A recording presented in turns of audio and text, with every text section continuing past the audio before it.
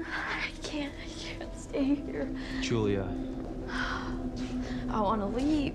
Leave, like, pack our bags right now? You want to head to a hotel or what, you want to get on a plane back to New York?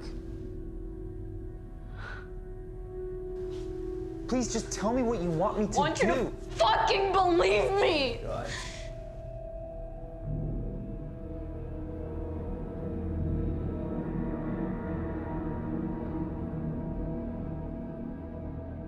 "2022's Watcher" follows a struggling actress named Julia, played by Micah Monroe, who relocates to Bucharest for her husband's work and becomes fixated on a stoic man played by Bern Gorman, who is seemingly watching her from the apartment building across the street. All the while, a serial killer is targeting women in the city, and Julia begins to suspect that this leering stranger may be involved. It's a simple setup and concept that could easily be very slight in the wrong hands. But in the tradition of the best genre movies, director Chloe Okuno fully commits, exploring the idea through technical filmmaking and mise-en-scène, and embracing its limitations with an actress who can rise to the challenge. Julia's wanderings and adventures consistently take her to big, sparse environments, presented in wide frames that make Micah Monroe feel very isolated and small. Benjamin Kirk Nielsen's camera work, right from the creepy opening credits, is pulled back and voyeuristic, even when Julia isn't being watched directly, which she often is.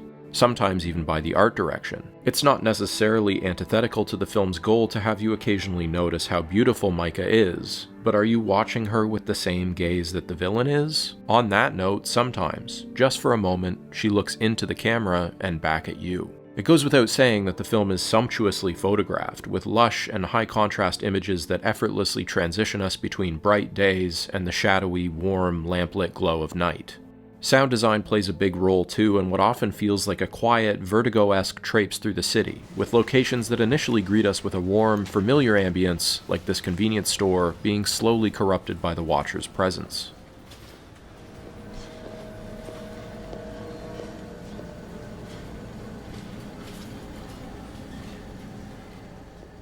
Pescar vopsit în albastru, pe mai prost dată nu se poate.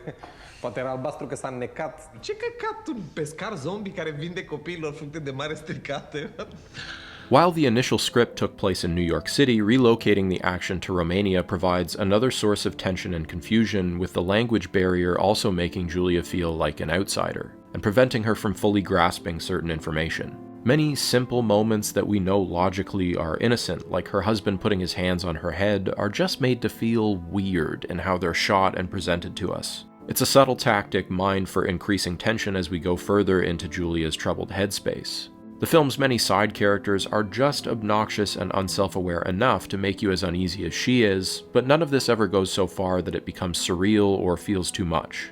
Grounding the story is a very natural, subtle, and sympathetic turn from Micah, who does volumes with dialogue-free scenes where she can only think, process, and react. I hope this opens the door to more nuanced roles for her because she deserves better than being pigeonholed as a scream queen. The film's costuming also reflects her vulnerability and security. She's frequently dressed in revealing reds at the beginning of the film and then shifts into sweaters and bulky coats as her discomfort grows.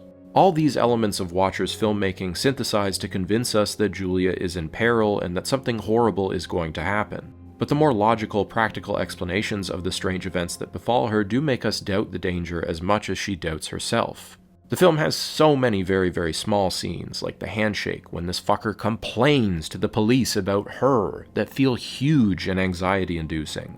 Is everyone around her really so poisonously unaware and uncaring? Or is she just lonely, paranoid, and imagining things? It doesn't help that her boyfriend is a cringe marketing bro, and I know a lot of the more negative takes on the film have mostly pointed the finger at him. But it's what his character is supposed to be. You're supposed to hate him. The good news is, if he ever comes here, you have your big strong man to protect you. Okay. I'm gonna pretend you didn't just laugh at that. It's time to stop! Julia begins to watch her suspect back, and through her observations we get his full MO as a killer in tiny details that stand out more in repeat viewings. There are some plot-related discrepancies. Why does she randomly immediately trust this MF slamming on her neighbor's door when it's been established she has shit exes and feels uncomfortable around most men? The finale is also a little bombastic, sure, but it is satisfying, and a nice payoff to the simmering tension built throughout the film.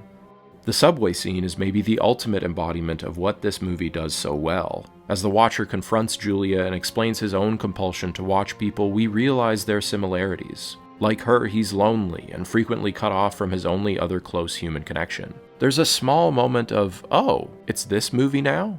And then we see the outline of what looks like a head in a grocery bag, and if you're like me, you still second-guessed yourself just a little after making that observation.